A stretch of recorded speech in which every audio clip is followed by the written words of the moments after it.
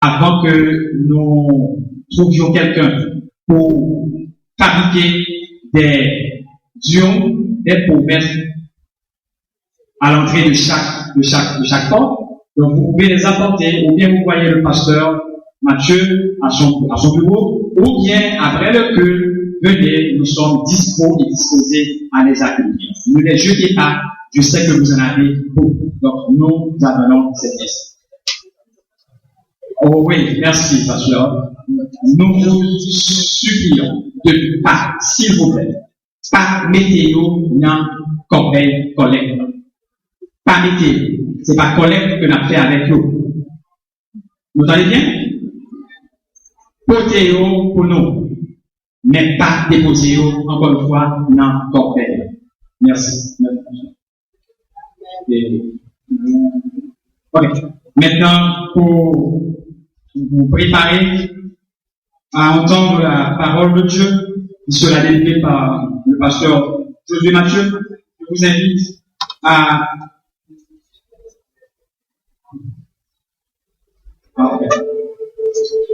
il y a une Land Rover verte, immatriculée BD 3788, qui obstrue le passage. Donc, on demande à son propriétaire d'aller la déplacer pour nous, s'il vous plaît. Et je vous invite à vous lever pour chanter les paroles du cantique 228 du recueil des chants d'espérance, section française. Publiez bien haut la grande nouvelle, le ciel est ouvert à tout être humain, la route est tracée, un guide fidèle vous conduira par la main. Publiez bien haut la grande nouvelle, au loin comme au près, faites-la courir. Partout se trouve une âme rebelle, le pécheur à secourir. Le salut pour tous, le salut par grâce, à tous est offert, à tous est donné. Oh, venez, pécheurs, venez, le temps passe, et vous serez pardonnés.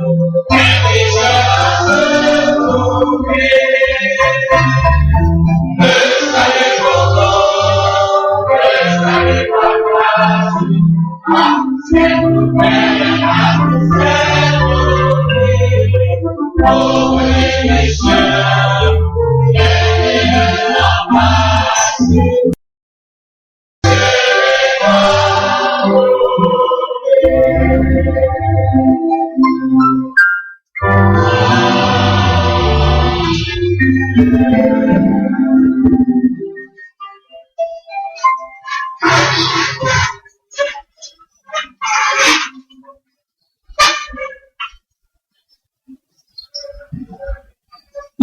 frères et sœurs, dans l'espérance, auditeurs et internautes de Radio Récitation FM, que la grâce et la paix de Dieu soient avec chacun de vous. Nous remercions le Seigneur pour le privilège qui est le nôtre de nous trouver dans cette maison de prière au commencement de ce mois de juillet, et nous espérons que ce mois soit pour chacun de nous un mois de grâce, de bienveillance, d'amour, de progrès et de délivrance en Jésus-Christ, car nous commençons la semaine d'activité par rapport à notre fête de moisson dimanche prochain. C'est le deuxième message introductif au thème « Donnez-vous au Seigneur afin que vous soyez bénis ». Je demande à l'Église de bien vouloir prier pour le pasteur Président Paul, qui est pasteur de l'Église évangélique baptiste de Montjoly. Il devait être là aujourd'hui avec nous, mais il est pleuré au lit et par chikungunya. Nous demandons aussi à l'Église de bien vouloir prier pour la famille et le maire, et prier pour frère le maire, pour sœur le maire, et car on connaît que famille ça, on attend une intervention pour prier pour que le Seigneur agisse sur tout ce qui appartient à cette famille, personne et bien. Et nous sommes dans la prière. Et Pasteur Célestin a dit tout à l'heure, nous nous attendons chaque soir ici. Et je vous rappelle que nous nous attendons pas chaque soir ici, mais nous nous attendons chaque après-midi. Parce que nous terminons avant l'obscurité. Donc, nous vous attendons cet après-midi déjà à 4h30. À 4h30, nous commençons avec les activités et dès 3h30, nous ouvrons le sanctuaire. Si vous voulez venir prier, vous voulez venir vous recueillir, eh bien, l'église sera ouverte pour que vous ayez l'occasion de rencontrer le Seigneur, et profitez donc de cette semaine de rafraîchissement et de ressourcement spirituel. Nous avons lu pour vous la parole de Dieu dans Matthieu chapitre 19, verset 27 à 30, et dans Romains chapitre 12, verset 22. Mais c'est pour parler, c'est pour vous donner une introduction à ce thème, parce que c'est un message introductif. Le thème, c'est « Donnez-vous au Seigneur afin que vous soyez bénis ». Proverbe chapitre 11, le verset 24. Dans ce message, mes frères et mes sœurs en Christ, en introduction, nous voulons vous présenter brièvement le livre des Proverbes, et nous servirons certainement de l'introduction présentée dans la Bible français courant. Mais le sujet pour ce matin, la consécration comme condition incontournable pour être béni. Donnez-vous au Seigneur afin que vous soyez bénis. La consécration, condition incontournable pour être béni. Le livre des Proverbes est une collection de plusieurs recueils de proverbes ou d'enseignements sur la sagesse, dont l'ensemble est placé sous l'autorité du roi Salomon, considéré en Israël comme le sage par excellence. Les recueils qui le composent proviennent d'époques diverses. Ils peuvent être regroupés en trois grandes parties. La première partie concerne ou bien constitue une longue introduction aux proverbes eux-mêmes, sous la forme d'un exposé suivi expliquant le rôle et l'importance de la sagesse. Et cela se fait dans les 9 premiers chapitres.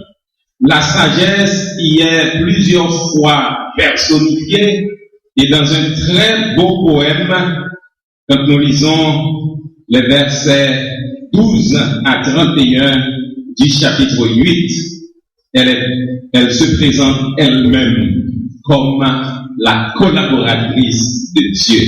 Je veux parler de la sagesse. La deuxième partie est la partie centrale du livre, et cette partie,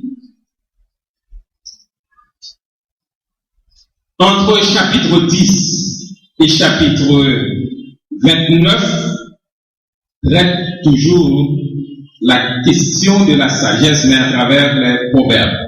Cette partie comprend des recueils de proverbes de Salomon au chapitre 10, au chapitre 25, et à ces proverbes, on ajoute d'autres sages comme le Moël par exemple.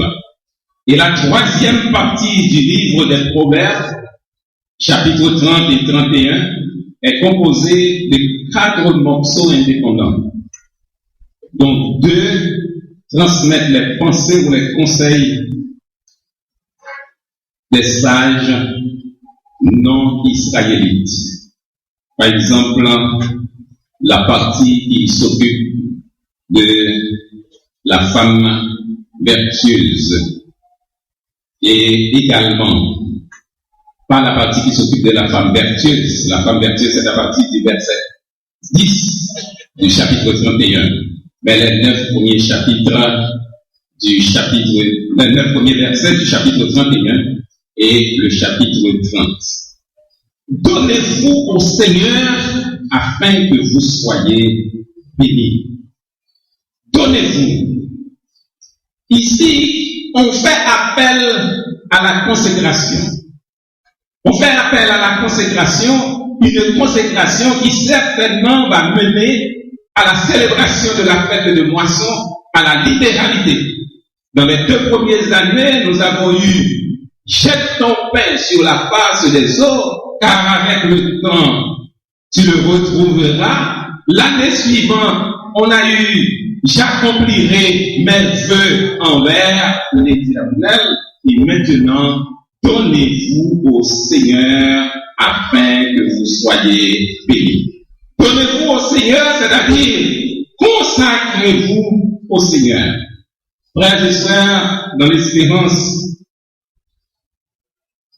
le dictionnaire définit consécration comme acceptation ou confirmation publique de la valeur de quelqu'un ou de quelque chose.